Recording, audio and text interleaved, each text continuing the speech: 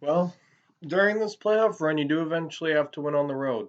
Luckily, Carolina, they got home ice and they allowed themselves to not be able to win a single game on this road, which means they're doing well on home ice. And, going into game seven, you just got to do what you've done every game for game seven. But we'll get more into what Carolina needs to do in game seven. But on to this game.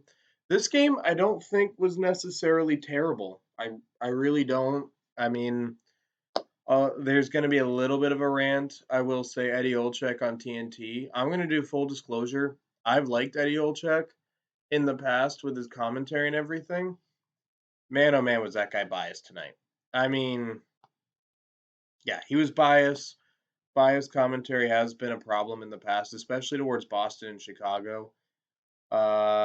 He talked about all the great things Boston did, which don't get me wrong, Marchand and the charity he's doing with that kid that they talked about on the screen is great. I had nothing wrong with it's always great to see players be able to do great charity work. I have nothing against that. But did they talk at all about Aho and his charity work? No. I mean, granted, Aho had a terrible game tonight, but yeah, just on to that, which is annoying because TNT, between ESPN and TNT, I think TNT for the most part has been good.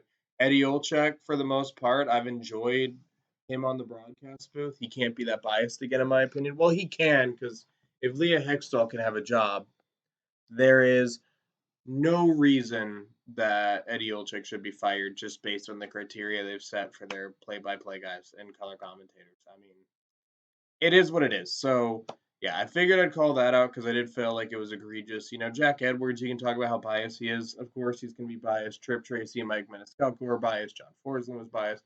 He works for the local broadcast. If you're working for the national broadcast, which is why I'd never want to work national broadcast if by some miracle I end up in the 1% of internet personalities that do take off and make a career out of it, because I wouldn't be able to cover up my bias. But if you're calling a national broadcast game, in my opinion, you shouldn't be biased. If you're on TNT or ESPN or any NBC before it, which is one of the biggest problems I had with Doc Emmerich, was he clearly rooted for Boston and Chicago. Is he can't? I just don't think he should be. He should be biased. I think it's unprofessional.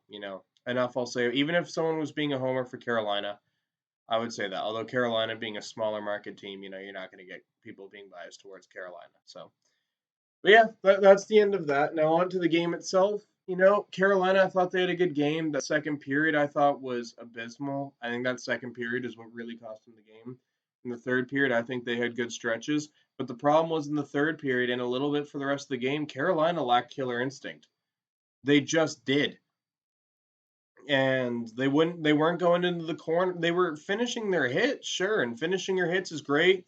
I love seeing a team finish their hits. I think Carolina, when they've been able to out-hit Boston in some games, that's been their best games of the playoff series. I think Game 2 comes to mind against Boston. So hitting's good, but you got to be willing to go into the corners. And a lot of Hurricanes, they weren't willing to go in the corners. There were plays where they weren't back checking as hard. They weren't stick lifting in front of the net as hard. It was everywhere. I think I even saw Slavin. Like Slavin for the first time, he would like in a goal. I saw Slavin make a mistake. Slavin had a great game, but he has a great game every game. But like he didn't stick lift a guy, and I think it was the McAvoy pass, I believe. If I'm remembering the goal correctly, it was the McAvoy pass. Slavin didn't have his stick on him. No, no, no, no. It wasn't the McAvoy pass. Well, you know what the problem is? I'm remembering multiple goals where they didn't stick lift, and it wasn't just goals where they weren't stick lifting and everything. There were times where they were just standing there watching the play. Don't watch the play. You're the closest man to the puck, unless another defenseman or like a forward's yelling, I got it." Go get on him. In Carolina, they're at their best when they're going into the corners, doing the hard work, and coming out with the puck. And tonight they weren't doing that. And it's just, I don't understand how in an elimination game coming out of this game, you could have not had to play Boston for the rest of the season. They could have been done. But you've let them force a game seven, and now you got to play them again. And I think Carolina doesn't mind playing Boston. I'm not acting like, but it does feel good to be like, oh, we beat this team. We're never going to beat them again. And they didn't have the killer instinct like they could never have to play this team again, or never have to play this game for the rest of the year if they win this game. They did not play like that. They were not fighting for their lives. And, I mean, Yeah, they lack killer instinct, and it's hard to do much when I'm not kidding when I say this.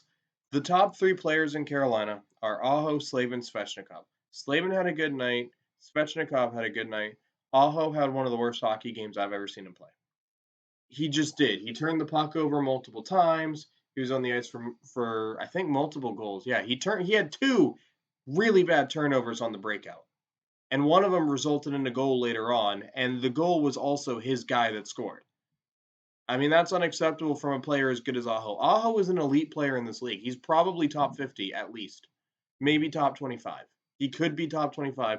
And when your top 25 player in the league messes that up and is not having a good game, it's going to be hard to win. I don't care how good Slavin plays. I don't care how good Svechnikov plays with his 2 goals. How good the Stahlline played. I thought the Stahlline had a good night. Those 5 guys all had good nights. Brady Shea, I thought, was a little bit weaker tonight than usual. He was kind of, yeah, and then he got a score on the power play. I mean, if Carolina scores one of those 2 crossbars on the power play, who knows what's going to happen? But they couldn't. Like, that's the thing. They did not have the ability to finish, go in the corners, get that finishing touch in the net, and and stick lifting in front of the net. I mean, they did a good job when they were in the offensive zone in trying to get rebounds, trying to poke at the net. As much as I could call out the officiating, I do think one Boston goal, it wasn't arguably goalie interference. I actually do think it was a good goal. But Carolina in the first period, they got denied a goal because the referee lost sight of the puck in a scramble. Gotta show some consistency. If you're gonna cover the puck up, if you're just gonna say, "I lost sight of it," I mean, it's human error, and I get that officiating, there's human error involved, and officials have, in my opinion, rightfully gotten a lot of heat, but you can't blame a game on the rest. You got denied a goal, so what? And I don't think getting denied that goal was really a big factor in the game. I mean, sure, getting a goal is important, but I think if Carolina scored and they continued to play the way they did at certain stretches of the game, they weren't going to win. So, but here's the good news.